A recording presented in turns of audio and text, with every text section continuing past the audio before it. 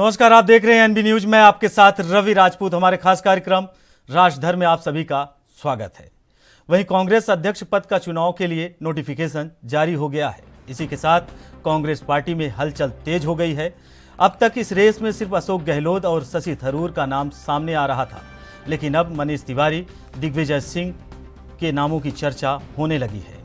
इस बीच अशोक गहलोत केरल पहुंच गए हैं। यहाँ वह राहुल गांधी से मीटिंग किए।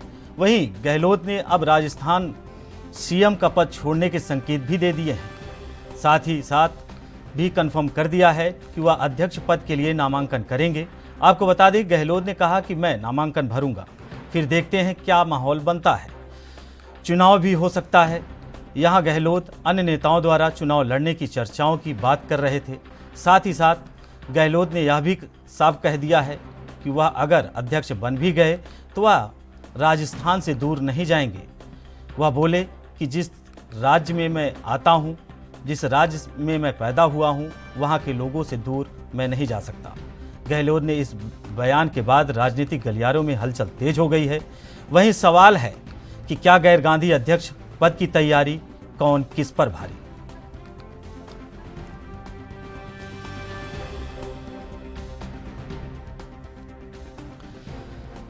वहीं कांग्रेस अध्यक्ष पद की तैयारी को लेकर शशि थरूर, अशोक गहलोत, मनीष तिवारी, दिग्विजय सिंह समेत तमाम कांग्रेस के दिग्गज नेता नामांकन भरने की तैयारी में हैं। आपको बता दें कि अब तक इस रेस में सिर्फ अशोक गहलोत और शशि थरूर का नाम सामने आ रहा था, लेकिन अब मनीष तिवारी और दिग्विजय सिंह के नामों की चर्चा भी होने लगी है। इस बीच अशोक गहलोत केरल पहुंच गए। यहाँ वह राहुल गांधी से मीटिंग किए, जिसके बाद अशोक गहलोत वहां से वापस आए। आपको बता दें कि गहलोत ने अब राजस्थान सीएम पद का छोड़ने के संकेत भी दे दिए हैं। साथ ही साथ यह भी कंफर्म कर दिया है कि वह अध्यक्ष पद के लिए नामांकन करेंगे। आपको बता दें, गहलोत ने कहा कि मैं नामांकन भरूंगा, फिर देखते हैं क्या माहौल बनता है। चुनाव भी हो सकता है। यहाँ गहलोत अन्य नेताओं द्वारा चुनाव लड़ने की चर्चाओं की बात कर रहे थे।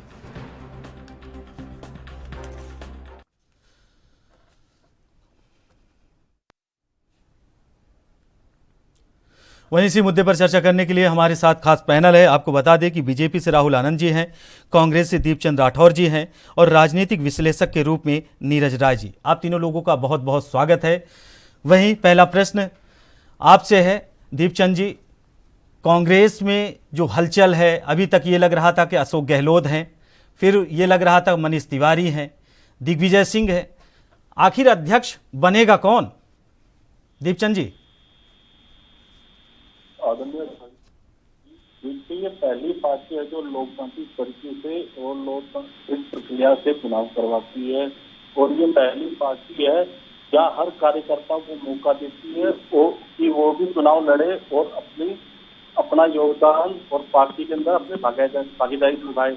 पार्टी जहाँ पर भी किसी का कोई दबाव नहीं है, वो अपनी उम्मीदवारी कर सकता है और अपनी कैंपेनिंग कर सकता है और चुनाव जीतकर अपना स्थान ले सकता है।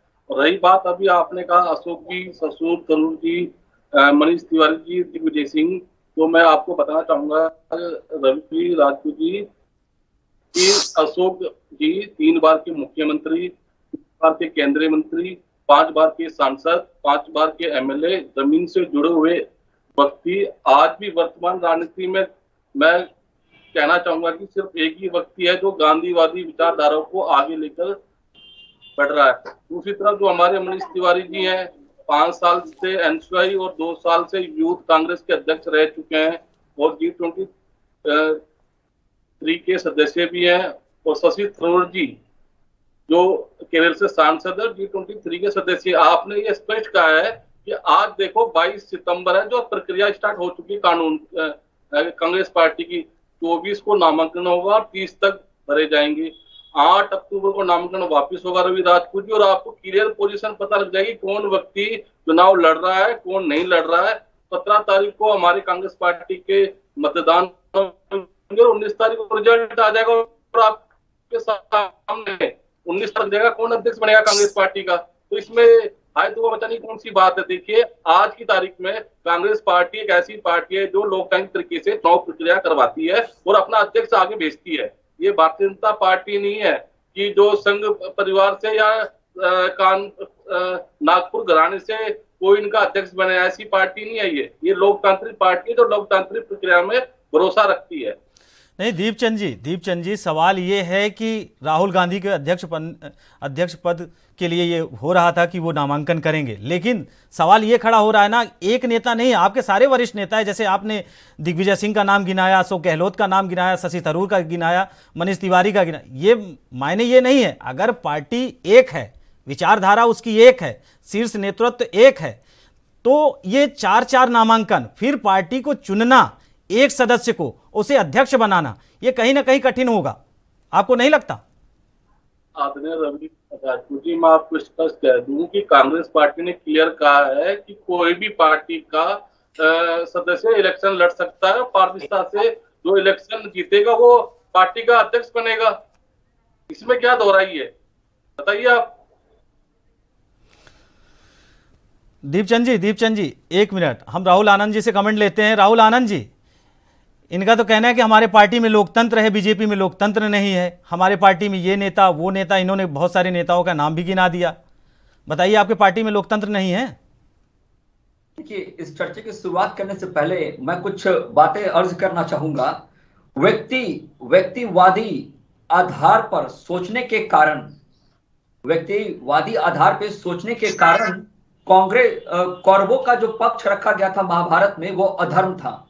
यानी कहने का मतलब कि कांग्रेस व्यक्ति विशेष की बातें करती है, और वो कहती जरूर है ये कि कांग्रेस का नया अध्यक्ष कौन होगा, लेकिन पिछले कुछ वर्षों से अगर आप देख लीजिए, लगातार 2 दशक की बात कर लीजिए, तो हर पर्दे के पीछे कांग्रेस ही रही है, और सोनिया गांधी या फिर राहुल गांधी की इर्द गिर्द पार्टी घूमती रही है। और मैं आपको एक बात बता दूं, इन्होंने बड़ा ही अच्छा बात कहा, कांग्रेस के प्रवक्ता ने ये बात कही कि लोकतंत्र क्या है। मैं जरा इनको बता दूं कि लोकतंत्र वास्तव में क्या है। जब देश आजाद हुआ था और जब वोटिंग कराई गई थी, तो उसमें प्रधानमंत्री का उम्मीदवार किसको चुना गया था और किसके इशारे पे किसी और को बना दिया गया? क्या वो लोकतंत्र की हत्या नहीं थी? पहला प्रश्न। दूसरा मैं बता दूं, लोकतंत्र की हम बात करते हैं, लेकिन लोकतंत्र की आस्था पे खुद कांग्रेस को भरोसा नहीं है। अगर जब जनता के द्वारा निर्वाचित होकर जो भी सदस्य सदन का रास्ता तय करते हैं और जब अपने कर्तव्य का निर्वहन करने के लिए जब शपथ ग्रहण करते हैं, तो उस वक्त वही विपक्ष जिसको जनता विपक्ष में अपने कर्तव्य को निर्वहन करने के लिए चुनती है, वो लोकतंत्र की आस्था पे प्रश्न उठाते हैं, यानी कि ईवीएम का रोना गाते रहते हैं। एक बात मैं और बताऊं कि नेहरू जी जब भारत के प्रधानमंत्री बने थे, तो उसके बाद जो वंशवाद का जो नारा था वो किस प्रकार से बुलंद हुआ और कैसे तुष्टीकरण चरण बाय चरण आगे बढ़ी, ये आपको देखने में बनता है। इतिहास के पन्ने को पलटकर अगर देखा जाए तो कांग्रेस की स्थापना एक अंग्रेज ने की थी, लेकिन नेहरू जी की पार्टी को आगे की तरफ कैरी फॉरवर्ड जितने लोगों ने किया, वो सिर्फ एक ही परिवार के सदस्य थे। कुछ अपवाद की छोड़ के मैं बात करता हूं। मेरे कहने का तात्पर्य यह है कि समशिष्टवाद ही धर्म है, व्यक्तिवाद अधर्म है। और जिस लोकतंत्र की परिकल्पना करते हैं ये, इनको तो पहले उस ईवीएम पे भरोसा नहीं है। दूसरी एक सबसे महत्वपूर्ण बात यह है कि कुछ दीपचंद जी आपके पास वापस आएंगे, आपसे कमेंट लेंगे। दीपचंद जी, 8 राज्यों में यह प्रस्ताव पारित कर दिया गया था कि कांग्रेस का अध्यक्ष राहुल गांधी को बनाया जाए। तो और जब केरला की जब यात्रा हो रही है राहुल गांधी जी की, तो उस समय एक प्रोटोकॉल होता है जिसमें जो अध्यक्ष चुने जाते हैं वही पार्टी का कॉल लेते हैं। लेकिन यहां कॉल किसने लिया? यहां पे सोनिया गांधी जी ने कॉल लिया। तो स्पष्ट है, जहां तक मुझे लगता है, जहां तक मेरा ख्याल है, और एक स्वतंत्र विचारधारा से अगर मैं प्रेरित होकर बात करूं, तो मैं बस इतना कहूंगा कि अध्यक्ष गांधी परिवार का होगा और 4 दिशाओं के लिए कार्यकारिणी अध्यक्ष को बनाया जा सकता है। दीपचंद जी ने जितनी भी नामों को लिया, अगर शशि थरूर की बात आप कर लिए, तो वो G23 के सदस्य रह चुके हैं, यानी वो नहीं बनेंगे। दूसरी बात, अगर अशोक गहलोत जी की बात कर ले, तो मुख्यमंत्री का कुर्सी किसको देना होगा, जहां उनको 36 का आंकड़ा है। ये एक महत्वपूर्ण बात है। नहीं राहुल आनंद जी, एक प्रश्न ये भी है ना किसके घर में क्या बन रहा है, उसके घर का गार्जियन कौन है, घर में खाना कौन लेके आता है, इसमें आपकी क्या जरूरत है? इसमें बीजेपी की क्या जरूरत है कि कांग्रेस में अध्यक्ष कौन होगा, ये नेता ऐसा, वो नेता वैसा, ये क्या जरूरत है?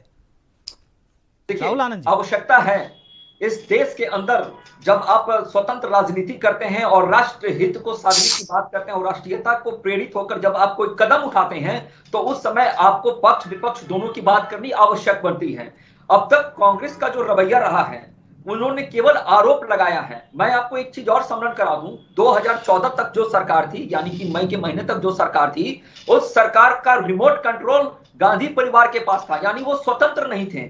खुद मनमोहन सरकार के जो खास उनके सेक्रेटरी रहे हैं, उन्होंने द एंसेस्टर प्राइम मिनिस्टर जो पुस्तक लिखी है, उसमें सारी बातों का वर्णन किया गया है।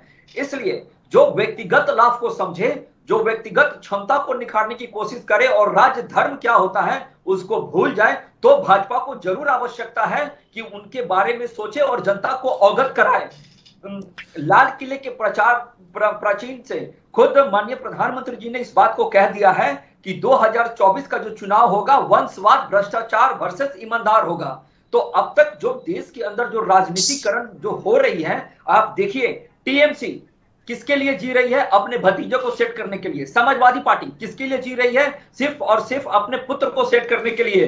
राहुल आनंद जी आपको रोकना चाहेंगे, एक कमेंट लेना चाहेंगे हम कुल मिला के नीरज राय जी से। नीरज राय जी, ये जो कांग्रेस में जो नामांकन का दौर जारी है, इसे आप कैसे देख रहे हैं? देखिए रवि जी, मैं परसों भी बैठा था आपके चैनल पे, तो वही चीज मैंने कहा था कि हर एक राजनीतिक दल के चुनाव कराने की अपनी अपनी प्रक्रिया है।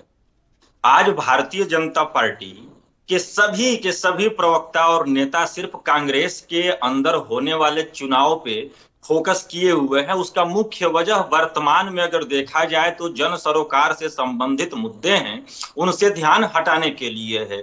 लेकिन कांग्रेस और भाजपा वो लड़ाई लड़ सकती है। लेकिन अब मैं बात करूंगा, हमारे छोटे भाई राहुल जी इस पे बोल रहे थे, ईवीएम पे आवाज उठाए थे। ईवीएम पे मैं दूसरी बार बोलूंगा आपको। आप ये बताइए कि मैं 20 साल की बात नहीं कर रहा हूं, जेपी नड्डा जी की बात कर रहा हूं।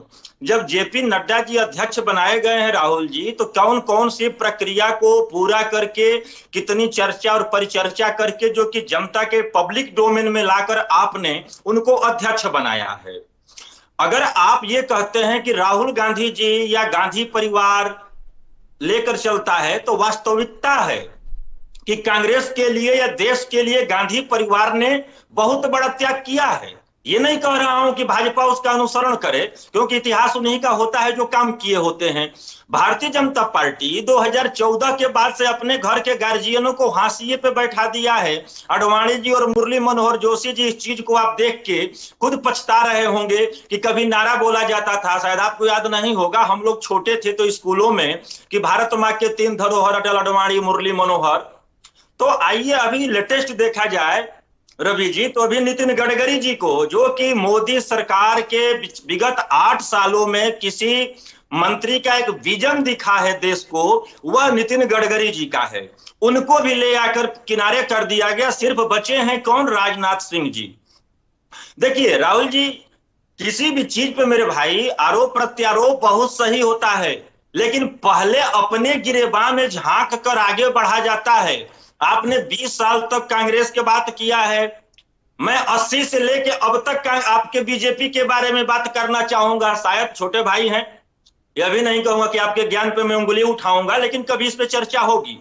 ईवीएम पे आपने बात बोला था, आपको सनद रहे कि 2009 में जब भारतीय जनता पार्टी चुनाव हारी थी, तो सबसे पहले देश में अगर किसी ने ईवीएम के ऊपर उंगली उठाया था तो भारतीय जनता पार्टी के शीर्ष नेता माननीय लाल कृष्ण आडवाणी जी और सुब्रमण्यम स्वामी ने। यह आप लोगों के मुंह से शोभा नहीं देता है कि विपक्ष आवाज उठाता है, क्योंकि जहां से उत्पत्ति हुई थी ईवीएम की, उन जगहों पे भी ईवीएम बंद हो चुका है। क्यों बंद हो चुका है? कि जिसने बनाया उसने ही कहा कि जब सॉफ्टवेयर ही तो हैक हो सकता है। यह अभी चर्चा का विषय नहीं होना चाहिए। आज चर्चा का विषय यह होना चाहिए कि आखिरकार भारतीय जनता पार्टी कांग्रेस के आंतरिक मामलों में दखल देना क्यों चाहती है? और यह फैक्ट बात है, इसको आप माने न माने, जनता और मीडिया भी मान रही है कि भारतीय जनता पार्टी के 50 प्रवक्ता, पूरी सरकार, यहां तक कि तथाकथित जो भारतीय जनता पार्टी के स्टार प्रचारक के तौर पे काम कर रहे हैं, हमारे देश के प्रधानमंत्री जी हैं, वह भी राहुल गांधी से डरे हुए हैं।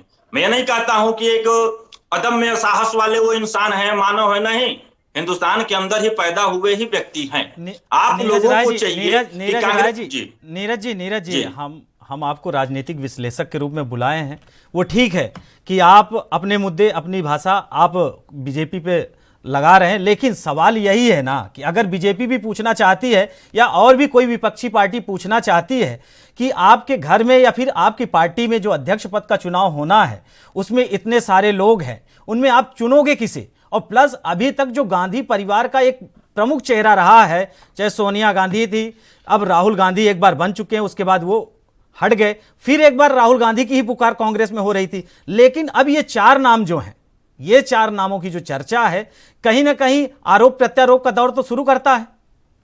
बिल्कुल, अभी मैं वही चीज तो बोलने जा रहा था जो आप बोल रहे हैं। अभी मैं पिछले भी डिबेट में बोला था, जो कि आज निकल कर आया है कि अशोक गहलोत जी का, मैं उस दिन भी कहा था कि अशोक गहलोत जी अगर चुनाव हार जाते हैं तो उनका तो हाथ से भी गया, पांव से भी गया। अब इस पर यह है कि कांग्रेस का बहुत दिनों बाद एक चुनावी प्रक्रिया से दौर से गुजर रही है कांग्रेस, उनका एक आंतरिक मामला है अपना। इस मामले पे किसी भी पॉलिटिकल पार्टी या पॉलिटिकल एक्सपर्ट हो, हम हो या भारतीय जनता पार्टी हो, इस पे बोलने का कोई औचित्य नहीं बनता है। नीरज राय जी, हम आपके पास आते हैं, लेकिन राहुल आनंद से एक कमेंट ले लेते हैं। राहुल आनंद जी, कांग्रेस का तो एकदम सीधा सीधा कहना है कि आपके पार्टी में लोकतंत्र नहीं है, आपके पार्टी में जो भी अध्यक्ष बनता है वो नागपुर से तय होता है, मोदी शाह ऐसे हैं, ये जिससे चाहे जो बना दे, चाहे मुख्यमंत्री बनाए चाहे अध्यक्ष बनाए। क्या प्रतिक्रिया है आपकी? देखिए, सबसे पहली बात मैं आपको ये बता दूं, समझा तो यह और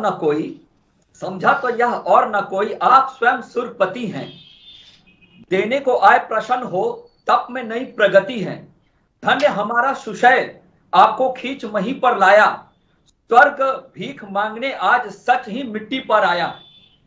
देखिए, इन्होंने जो भी बात की, आप राजनीतिक विश्लेषक जी को बैठाए हैं वो, लेकिन वो स्वतंत्रता की बात ना करके वो कांग्रेस की तरफ ही प्रेरित हो रहे हैं, मैक्सिमम टाइम इनके शब्दों से यही प्रतीत हो रहा है।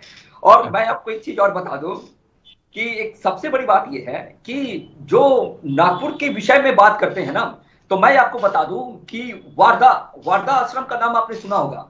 महाराष्ट्र के अंदर एक वारदा एक जगह है जो बिरला जी का गेस्ट हाउस हुआ करता था, वहां पे गांधी जी आज रात को विश्राम करने के लिए ठहरे थे। वहां संघ की कार्यकलाप को देखकर बड़ा प्रभावित हुए थे और उन्होंने कहा था कि जब कांग्रेस है तो इसकी क्या आवश्यकता है। और जो हेडगेवार जी जो कि कांग्रेसी थे, जब उन्होंने इसकी स्थापना की थी और गांधी जी स्वयं मिलने की उत्सुकता दिखाते हुए उनकी समय 7:30 बजे तय की गई थी, पता उन्होंने क्या प्रश्न पूछा था? उन्होंने प्रश्न नहीं पूछा था कि जब कांग्रेस है तो फिर ये संघ की क्या आवश्यकता है।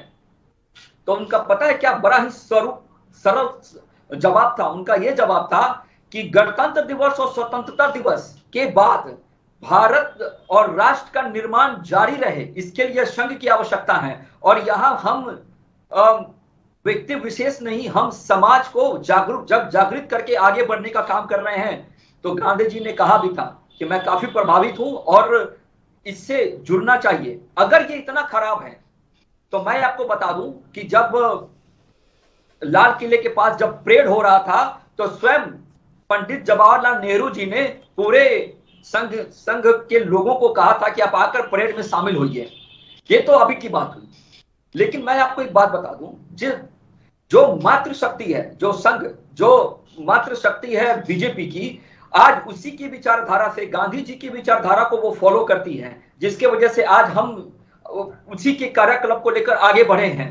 मैं एक और विशेष बात बता दूं, जो लोग सांप्रदायिकता की बात करते थे भारतीय जनता पार्टी के लिए, वो सारे लोग एक्सपोज हो गए गुजरात दंगा में। आप देखिए, एक एक कर एक कहावत है ना, समर शेष है नहीं पाप का भागी व्याघ्र, जो तटस्थ है समय लिखेगा उनके अपराध लिखे जा चुके हैं।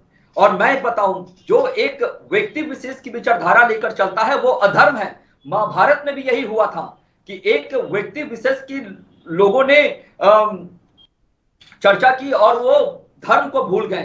तब जाकर कृष्ण को अर्जुन का सारथी बनना पड़ा और उनको धर्म के बारे में बताना पड़ा। आप लोग करते आवश्यक है कि आज आपकी सरकार से मंदिर मिल गया ढूंढने से। दीपचंद जी आ रहे हैं। दीपचंद जी, अगर एक एक लोग बोलेंगे, एक एक करके बोलेंगे तो जनता, जो हमारे व्यूवर्स हैं, उनके पास भी स्पष्ट आवाज पहुंचेगी, वो भी निर्णय कर पाएंगे। तो इसके बाद हम आ रहे हैं दीपचंद जी। बस मैं 20 सेकंड में खत्म करता हूँ रवि जी, 20 सेकंड में खत्म करता हूँ। ढूंढने से महादेव मिल गए, ढूंढने से दीपचंद जी आ रहे हैं। अगला कमेंट आपसे ही लेंगे। अगर राहुल आनंद जी बोल रहे हैं तो अगला कमेंट आपसे ही लेंगे, तो एक बार उन्हें मौका दीजिए। राहुल आनंद जी। जी, मैं बता दूं कि ढूंढने से काशी विश्वनाथ मिल गया, ढूंढने से ज्ञानवापी मंदिर मिल गया, ढूंढने से स्वयं अयोध्या में राम विराजमान हो गया, ढूंढने से महाकाल में कॉरिडोर बन गया। तो फिर ये कांग्रेस ढूंढ क्यों नहीं पा रही है अपने अध्यक्ष को 20 साल से? ये राहुल आनंद जी, अब वो समय आ गया है कांग्रेस में। राहुल आनंद जी, दीपचंद जी, हम ये कह रहे हैं अब वो दौर आ गया है राहुल आनंद जी कि कांग्रेस अपना अध्यक्ष और गैर गांधी परिवार से ढूंढने की तलाश कर रहा है और शायद जल्दी मिल भी जाएगा। दीपचंद जी, आपसे अगला प्रश्न है।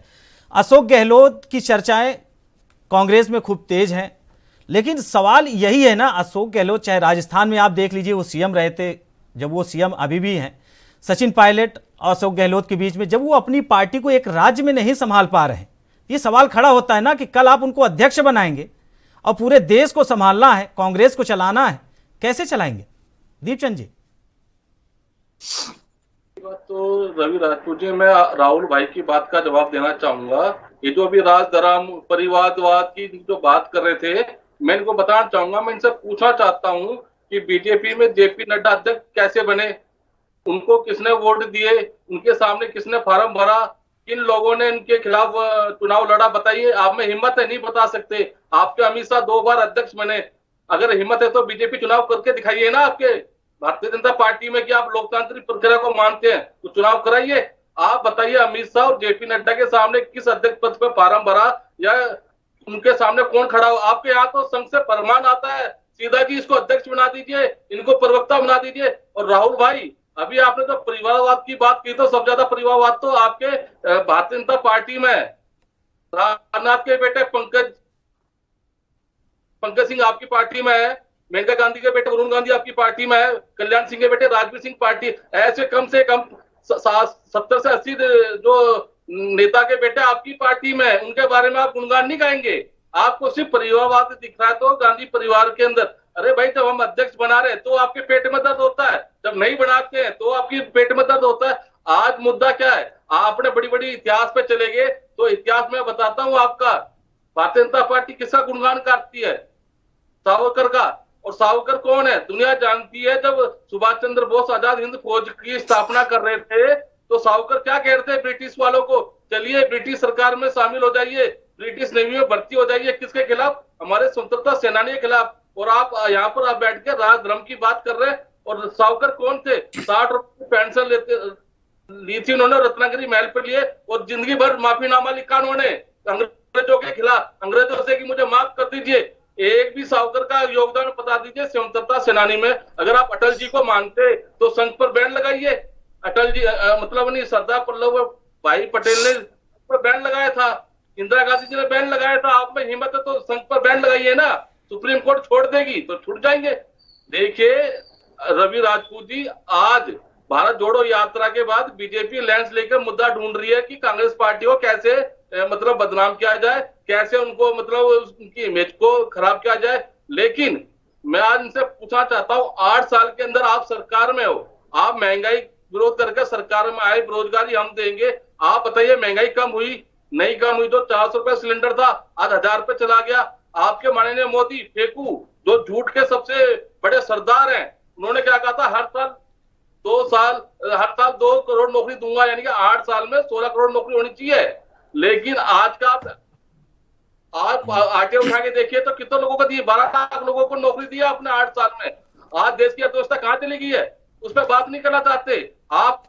हर चीज मुद्दे से भागना चाहते हैं। सिर्फ आपको एक ही चीज दिखती है, हिंदू मुसलमान तुष्टीकरण। रवि राजपूत जी, मैं स्पष्ट कहता हूँ राहुल भाई से, अगर 6 मुसलमान राहुल आनंद जी गांधी परिवार, महंगाई, मुस्लिम, हिजाब, किताब, शमशान, इनके सिवा के पास कोई शब्द नहीं है। आज देश क्या चाहता है इनसे महंगाई पर बात करना, चर्चा होनी चाहिए, उस पर चर्चा नहीं करेंगे। रोजगारी पर चर्चा नहीं करेंगे। दीपचंद जी जिन बातों को आप कह रहे हैं, आप भी दूध के धुले नहीं हैं।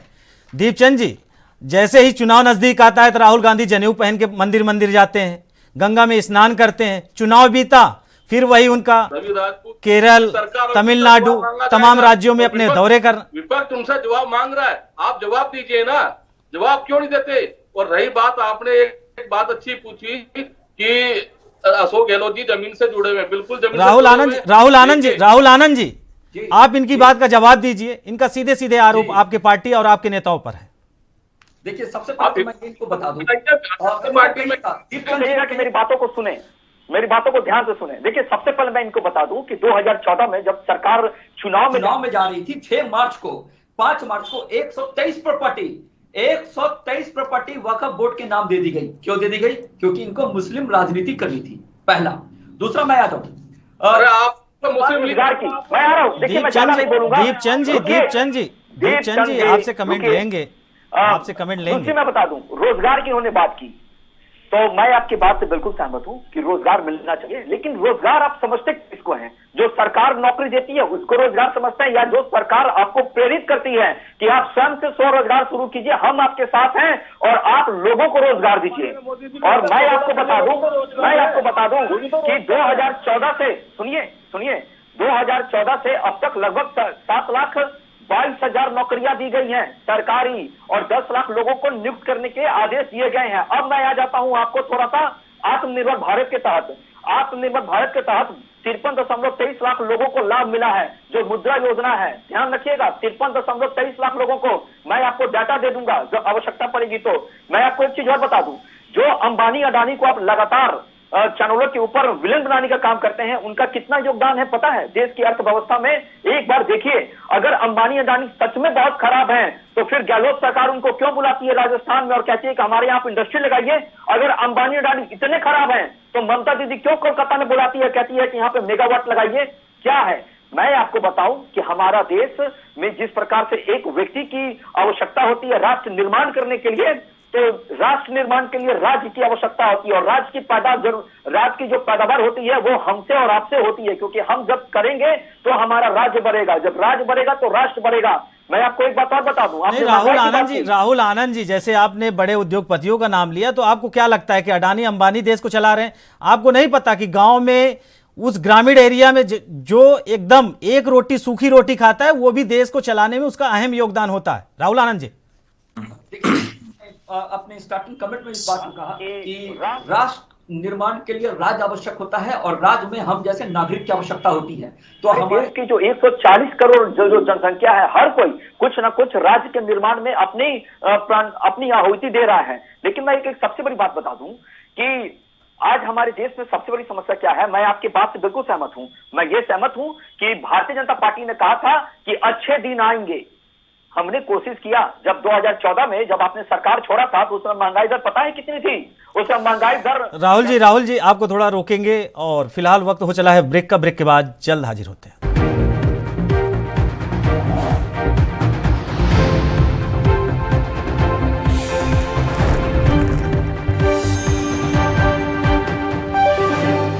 ब्रेक के बाद स्वागत है। वहीं बढ़ते हैं गेस्टों की ओर। अगला प्रश्न राजनीतिक विश्लेषक के रूप में नीरज राय जी हैं, तो नीरज राय जी आपसे है कि राहुल आनंद जी, दीपचंद जी एक दूसरे पर आरोप प्रत्यारोप कर रहे हैं। वो कह रहे हैं आपका घर सही नहीं, वो कह रहे हैं आपका घर सही नहीं। आप बताइए किसका घर सही है? पहले तो मैं बता दूं आपको कि जो ही बोलूंगा तो मैं किसके पक्ष में बोल रहा हूँ, विपक्ष में बोल रहा हूँ, ये मतलब नहीं होता है, क्योंकि मुझे बोलना ही है। सरकार अगर हमने आपको राजनीतिक विश्लेषक के रूप में इनवाइट किया है, बुलाया है, तो हम ये चाहते हैं आप निसंकोच अपने शब्द रखें। जी देखिए, जो चीजें हैं ना, अगर सरकार है भारतीय जनता पार्टी की, तो जिम्मेदारी उसकी ज्यादा बनती है, इसलिए उनके ऊपर थोड़ा ज्यादा आरोप लगते हैं। कांग्रेस के बारे में तो भी बोलना ही बाकी है। देखिए 2014 से पहले अगर कांग्रेस में कमियां नहीं होती तो 2014 के बाद एक व्यक्तिवादी विचारधारा का व्यक्ति यहां पे देश के अंदर सत्ता में नहीं आते। जैसे अभी हमारे अनुज कह रहे थे, राहुल धर्म और अधर्म की बात कह रहे थे, तो वास्तविकता है ग्राम प्रधानी का भी चुनाव होता है तो मोदी जी का ही नाम लिया जाता है और कोई नहीं है। और कांग्रेस पिछले 2009 से 14 का जो उसके क्रियाकलाप रहा कि आज वो 8 साल सत्ता से दूर है, लेकिन जिम्मेदारी भाजपा की ज्यादा बनती है जो भारतीय जनता पार्टी की सरकार है कि 7 लाख किस मुंह से नौकरी की चर्चा कर रहे हैं ये कि 22 करोड़ से ऊपर एप्लीकेशन पड़े और 7 लाख केवल नौकरी ही मिली। हमारा देश कुपोषण में विश्व में सबसे ज्यादा है, सबसे ज्यादा जरूरी चीज है इस पे फोकस करना कि हमारा भविष्य खराब हो रहा है, इस पे बात नहीं हो सकती है। और आज जो भारतीय जनता पार्टी है कहीं ना कहीं नहीं 100% कांग्रेस की देन है कि भारतीय जनता पार्टी सत्ता में है। और चुनाव मुद्दा बनाया जा रहा है कि चुनाव इनका है तो इन पे मुद्दा बनाए, तो यह उनका अपना लोकतांत्रिक व्यवस्था है, इस पे किसी को बोलने का अधिकार नहीं है। और एक परिवार की बात है तो भाई राहुल गांधी और सोनिया गांधी क्या बन रहे हैं, कैसे बन रहे हैं, अगर ये इस पे उंगली उठाने से पहले नहीं, नीरज राय जी एक प्रश्न तो बनता है ना कि अगर अशोक गहलोत आने वाले कल में कांग्रेस के अध्यक्ष होंगे, अभी फिलहाल राजस्थान से उनसे संभल नहीं रहा है, वहां हमेशा सचिन पायलट से उनकी तू मैं होती रहती है, तो उनको इतनी बड़ी जिम्मेदारी देना, आपको लगता है कि कांग्रेस जहां जिस गड्ढे से उभर के आगे बढ़ रही है फिर कहीं ऐसा ना हो कि गड्ढे में ही गिर जाए? एक चीज तो इसमें है, आज बता रहा हूं ये आगे भी होगा, अगर अशोक गहलोत जी बनाए जाते हैं राष्ट्रीय अध्यक्ष तो राजस्थान में भारतीय जनता पार्टी वो आज राहुल गांधी से भी मुलाकात किए, केरल गए, राहुल गांधी से मुलाकात किए, उन्होंने साफ तौर पे यही कह दिया है कि अगर हमें अध्यक्ष पद की जिम्मेदारी मिलती है तो हम सीएम पद छोड़ने के लिए तैयार है। तो इसका मतलब साफ जाहिर है कि अगर कांग्रेस किसी एक पर विचार कर रही है तो अशोक गहलोत है। जी देखिए अशोक गहलोत जी जो है एक सीनियर नेता है, जमीनी नेता रहे हैं, लेकिन यह कांग्रेस के लिए खतरा की घंटी भी है कि अगर वहां पे अशोक गहलोत जी को राजस्थान से हटाया जाता है तो राजस्थान भाजपा वहां पे ले आके अपना पिछला हिसाब किताब पूरा करने का काम करेगी। क्योंकि आप लोग भी जान ही रहे हैं कि अभी कुछ दिन पिछले साल ही सचिन पायलट की नाराजगी भी दिखा चुकी थी कि अशोक गहलोत और उनमें तनातनी चल रही है। तो ऐसे जब लोकतांत्रिक व्यवस्था अगर इनकी चल रही है, कांग्रेस की 4-4 उम्मीदवार आ रहे हैं, तो कहीं ना कहीं इसमें पक्षपात की बातें निकल कर आएंगी। कुछ जगहों पे मजबूत तो बहुत जगहों पे कमजोर भी कांग्रेस होगी। अब इसका डैमेज कंट्रोल कैसे करना है यह कांग्रेस को खुद सोचना होगा, क्योंकि हम लोग इस पर न कर पाएंगे और न कुछ बता पाएंगे, कोई भी पार्टी। लेकिन भारतीय जनता पार्टी पे उंगली उठेगी रवि भाई, इसलिए उठेगी कि भारतीय जनता पार्टी देश का सोचे, उंगली उठाना लाजमी है, उस पर कोई दिक्कत हो, किसी प्रकार का कोई सस्पेंस नहीं है। लेकिन मुद्दा यही है ना कि अगर मुख्य विपक्षी दल इस समय कांग्रेस है, अगर कांग्रेस मजबूत नहीं होगी तो देश का लोकतंत्र जो है कहीं ना कहीं कमजोर पड़ेगा। क्या आपको नहीं लगता? अब बोल रहा हूं, मुद्दा आपने एकदम सही कहा है। भारतीय जनता पार्टी ने यह मुद्दा निर्धारित किया हुआ है कि कांग्रेस प्रमुख विपक्षी है, इसको ही हम लोग इतना तू में डाल दें कि मुख्य मुद्दा जो जनता के बीच में है वो उजागर ही ना हो पाए मीडिया चैनलों से लेके तमाम लोगों में। तो भाजपा जो चाह रही है उसको करने का प्रयास कर रही है। मुख्य मुद्दा यह है वर्तमान में देश में कि रोजगार पे की बात होनी चाहिए। मंदिर बनते हैं, अच्छी चीज है भाई, सनातनी का धर्म है, मंदिर बने हम लोग पूजा करेंगे, लेकिन रोजगार पे जो 53 लाख समथिंग का गिनाया जा रहा था मुद्रा लोन में, भैया मुद्रा लोन 50,000। देखिए नीरज राय जी, कांग्रेस ये आज से नहीं, रोजगार का मुद्दा हो, चाहे शिक्षा का मुद्दा हो, बेरोजगारी हो, तमाम मुद्दे को लेकर 2014 के बाद से कांग्रेस हमेशा बीजेपी को घेरती रही है। लेकिन क्या सत्ता परिवर्तन हुआ? नहीं हुआ, प्रदेश दर प्रदेश हारती चली गई। वहीं अब समय यह है कि बीजेपी की जो विचारधारा है वो जन जन तक पहुंच गई है, एक हिंदुत्व की विचारधारा।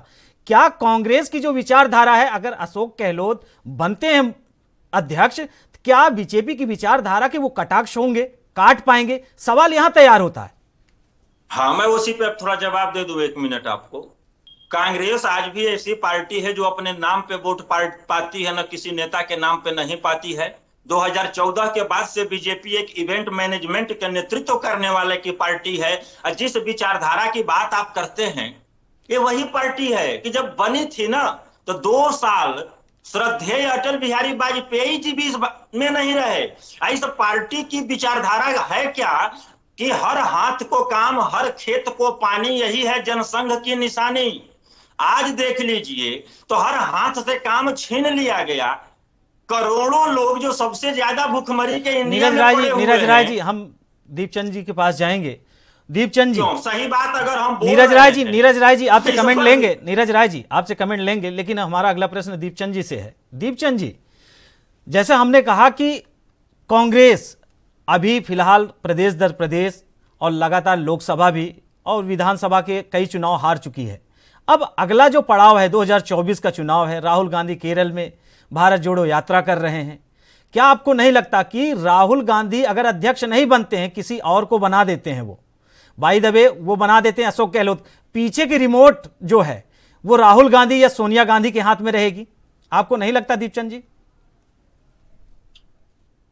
अपने रवि राजपूत भाई, आपका सोचना भी गलत है। देखो, मैंने आपको पहले ही कहा था कि कानून नहीं कांग्रेस दीपचंद पार्टी जी, में हमारा कानून सोचना प्रक्रिया के गलत है वो या सही, जीतेगा, वो इसका अध्यक्ष होगा। फैसला देखिए, दीपचंद मैं बता रहा जी हूं, इसका हमारा सोचना गलत है या सही, इस मुद्दे पर हम नहीं चर्चा कर रहे हैं। हम चर्चा इस मुद्दे पे कर रहे हैं कि आज कांग्रेस जो है मुख्य विपक्षी पार्टी है, और वो अगर टूटती है, वो अगर बिखरती है, लगातार प्रदेश दर प्रदेश, लोकसभा दर लोकसभा चुनाव अगर हारती है, तो जनता और कहीं ना कहीं लोकतंत्र के बीच में एक छोटी सी खटास है। इसको आप मानिए। अभी तक आपने इसे नहीं माना, इसी वजह से आपने विधानसभा के कई चुनाव आपने गंवाए हैं। आदरणीय रवि राजपूत जी, मैं आपको स्पष्ट वही एक कहावत है ना, मीठा मीठा खा कड़वा कड़वा थू, तो वही आपको अच्छा लग रहा है? मैं आपको बता रहा हूँ, बात तो सुनिए। देखिए, इससे पहले जो अध्यक्ष बने, सीताराम केसरी बने, जगजीवन राम भी बने, शंकर दल शर्मा भी बने और पीवी नरसिंहा राव भी बने। उन्होंने अपनी विचारधारा और अपने अध्यक्ष पद का पूर्ण तरीके से निवारण किया। दूसरी बात, अभी आपने बोला कि कांग्रेस पार्टी हारती आ रही है। मैं इस चीज को स्वीकार करता हूं कि कांग्रेस पार्टी हारती आ रही है, लेकिन कांग्रेस पार्टी इस देश की सबसे पुरानी पार्टी है। जो भारतीय जनता पार्टी के प्रवक्ता या भारतीय जनता पार्टी के लोग या अमित शाह या मोदी शाह ये सोच रहे हैं कि इस देश से कांग्रेस पार्टी को मुक्त कर देंगे, वो मुक्त होने वाली पार्टी नहीं है। जबकि कांग्रेस पार्टी खुद बीजेपी में युक्त होती जा रही है, ये भी थोड़ा ध्यान रखना पड़ेगा।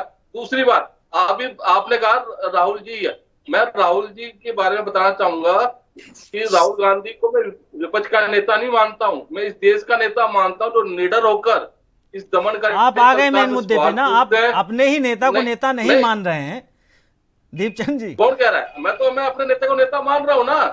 एक बताइए, आज भारत जोड़ो यात्रा हमारे राहुल जी कर रहे हैं, जिनके जन सैलाब से और जन समर्थन से देखकर भारतीय जनता पार्टी के पसीने छूट गए। बताइए आप, आज इनके पास कोई मुद्दा नहीं है। देखिए, आज राहुल गांधी जी अगर भारत जोड़ो यात्रा कर रहे हैं 3570 किलोमीटर और ये भारतीय जनता पार्टी वाले उन पर दाग लगा रहे हैं, तो मैं इनसे राहुल भाई से कहना चाहूंगा कि आप, आपके चाणक्य, आपके मतलब फकीर 35 किलोमीटर चल के तो देखिए, आपको पता लग जाएगा। 35 किलोमीटर छोड़िए, 10 किलोमीटर चल के देखिए। दीपचंद जी आपके प्रश्नों का जवाब हम राहुल आनंद जी से खुद ले लेते हैं। आपके प्रश्नों का जवाब राहुल आनंद जी से खुद ले लेते हैं। रवि भाई, मेरी बात पूरी नहीं हुई है। देखिए दीपचंद जी, अभी टाइम, दीपचंद जी समय है, मौका मिलेगा, अगला कमेंट आपसे लेंगे। लेकिन राहुल आनंद जी कि कांग्रेस का कहना जो है कि बीजेपी सिर्फ और सिर्फ राहुल गांधी, बीजेपी सिर्फ और सिर्फ मतलब दाग लगाना, राहुल गांधी अगर वो भारत जोड़ो यात्रा कर रहे हैं, देश को जोड़ने की बात कर रहे हैं, कांग्रेस को मजबूत करने की बात कर रहे हैं, तो आपके पेट में दर्द क्यों हो रहा है?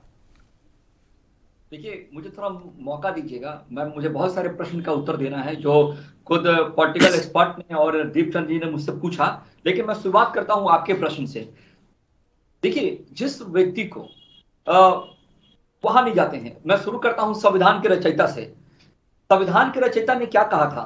उन्होंने कहा था, भीमराव अंबेडकर ने कहा था कि राजा का बेटा राजा नहीं बनेगा, राजा वही बनेगा जो राज्य करने योग्य होगा। भारत जोड़ो यात्रा जिन्होंने अखंड भारत को तोड़ा धर्म के आधार पे, वो अगर भारत जोड़ो यात्रा करते हैं और जो ये कहते हैं कि संविधान दीपचंद जी आ रहे हैं, दीपचंद जी आपसे लेंगे कमेंट, राहुल आनंद जी को बोल लेने दीजिए।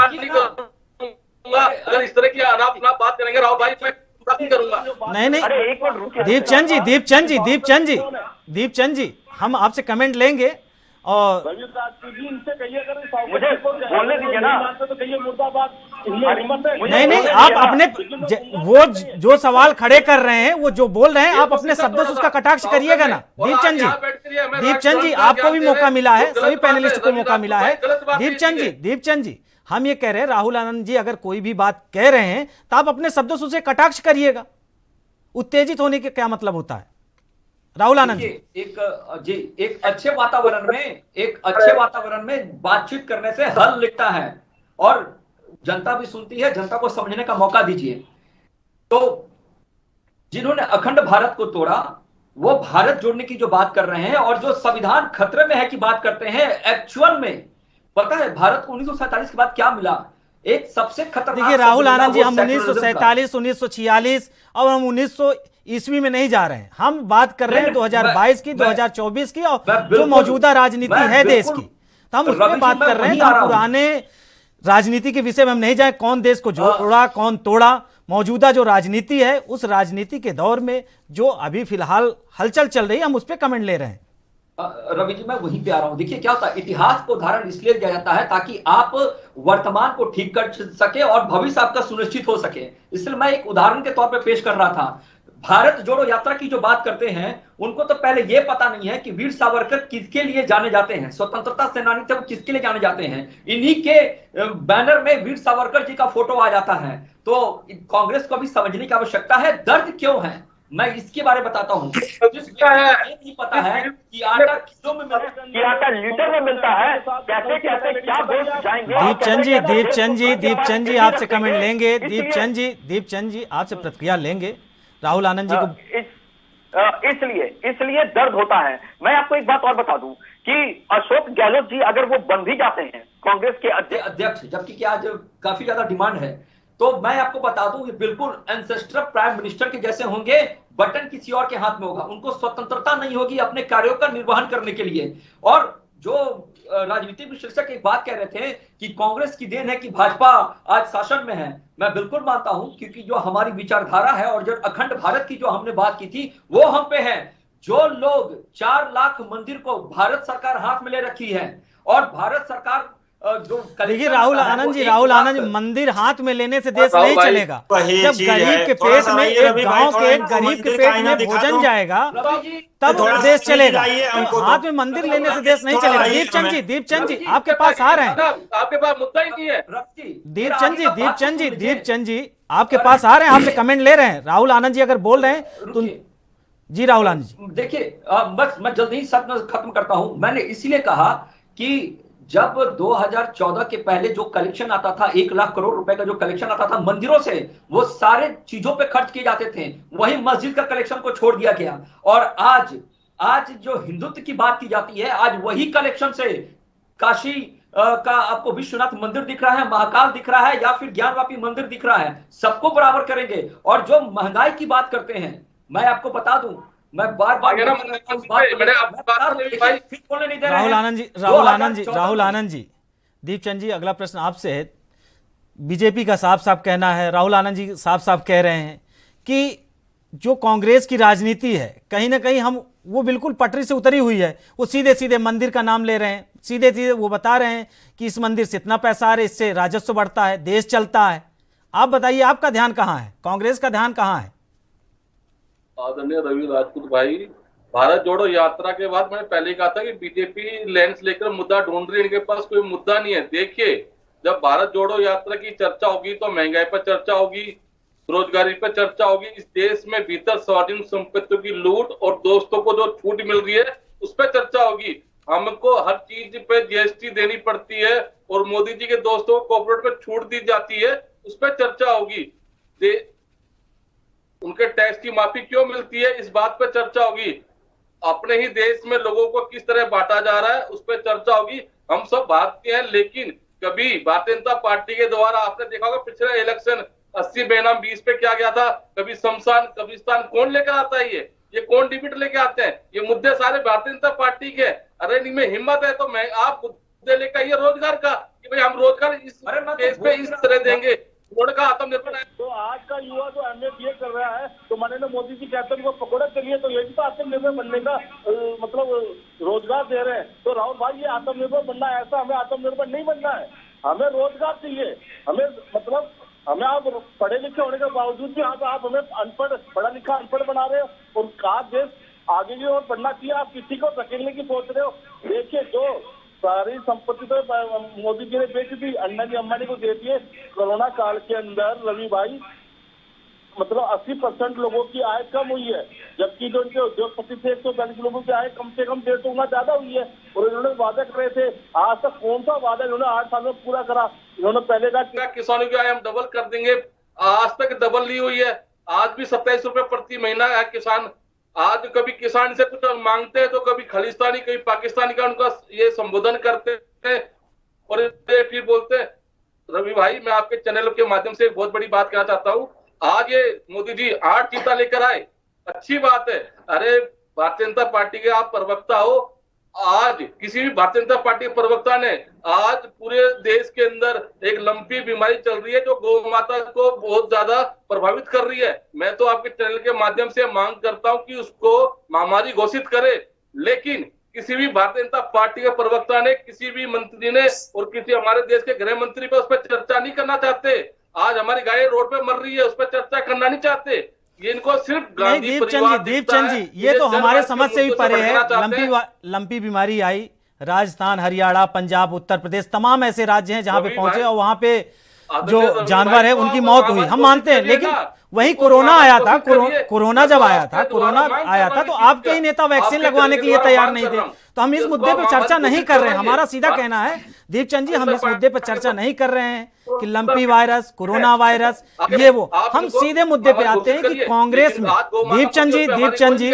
दीपचंद जी सुनिए तो जरा, हमारा सीधे सीधे कहने का मतलब है कि कांग्रेस में मुख्य विपक्षी दल, जैसे हमने पहले भी कहा, फिलहाल फिर कह रहा हूं कि मुख्य विपक्षी दल कांग्रेस है, और कांग्रेस में अभी तक अगर कोई अध्यक्ष रहा है और किसी का शासन चला है तो गांधी परिवार का चला है। अब कांग्रेस एक बदलाव ला रही है, उस बदलाव को आप देखना चाहते हैं, क्या देश की जनता स्वीकार करेगी? आने वाले कल में जो लोकसभा के चुनाव होंगे या फिर विधानसभा के जो चुनाव होंगे उसमें कांग्रेस को सफलता मिलेगी? हम इन मुद्दों पे बात करना चाह रहे हैं, हम लंपी वायरस पे बात नहीं कर रहे हैं, हम उस पर डिबेट नहीं कर रहे हैं। रवि भाई लंपी वायरस बहुत बड़ी बीमारी है और हमारी गौ माता नहीं, किसी दीपचंद जी किसी दिन होगा लंपी वायरस पे भी हम चर्चा कर लेंगे। ये भी एक मुद्दा है, ये मुद्दा है। आप इसको जिस तरह हल्के में ले रहे हैं, मैं इसको हल्के में नहीं ले रहा। मैं किसान का पुत्र और गाय माता का मैं मानता हूँ। नहीं, कोई हल्के में नहीं ले रहा दीपचंद जी, कोई किसी बीमारी को कोई हल्के में नहीं ले रहा है, ये आप अपने दिमाग से हटा दीजिए कि कोई हल्के में ले रहा है। हमारा सिर्फ कहने का है कि हमारा जो मुद्दा है हम चर्चा उस पर कर रहे हैं। क्या कांग्रेस को आगे, कांग्रेस एक बार पुनः खड़ी होगी, एक बार फिर कांग्रेस हुंकार भरी? हमारा सिर्फ प्रश्न इतना है, आप लंपी वायरस, हरियाणा, पंजाब, गुजरात कहां कहां पहुंच रहे हैं, बीजेपी ने ऐसा किया, मंदिर खोला, दीपचंद जी हम इस पे चर्चा बिल्कुल नहीं कर रहे हैं। हमारा जो आप मुद्दे से भटक जा रहे हैं दीपचंद जी।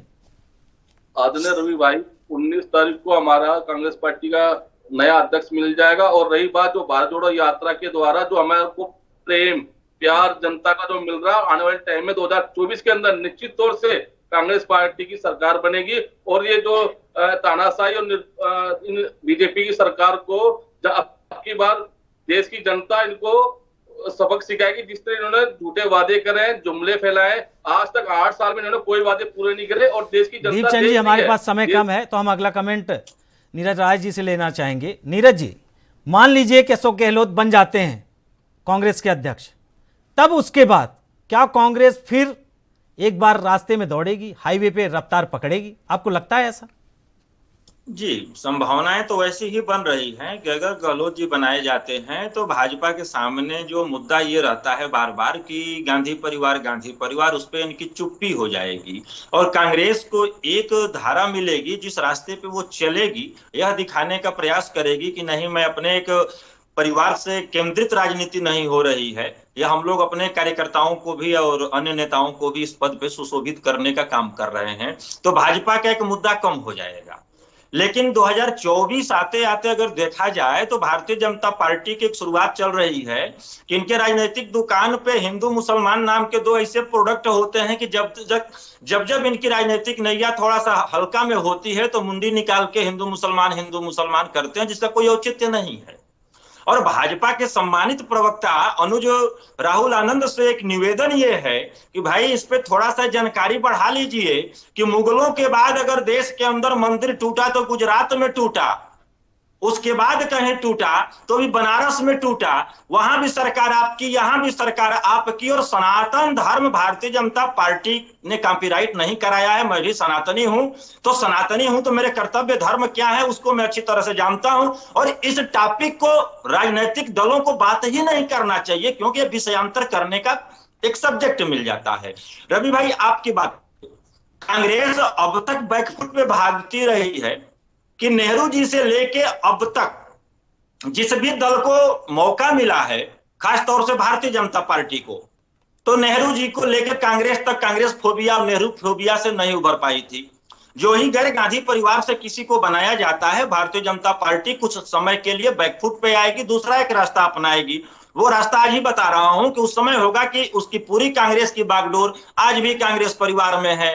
राजमाता बोलेंगे, अपने दलों में महिलाओं के लिए सुचिता और संस्कार का पालन करते हैं और दूसरों के लिए नहीं करते हैं, ये वैसे लोग हैं। लेकिन आप अंगुली उठाइए, यहाँ पे कांग्रेस की कमियां हैं या अच्छाइयां हैं, वो कांग्रेस आवाज उठाए न उठाए, लेकिन भारतीय जनता पार्टी भी देश की जनता के सामने स्पष्ट करे कि आपके अंदर चयन की क्या प्रक्रिया है।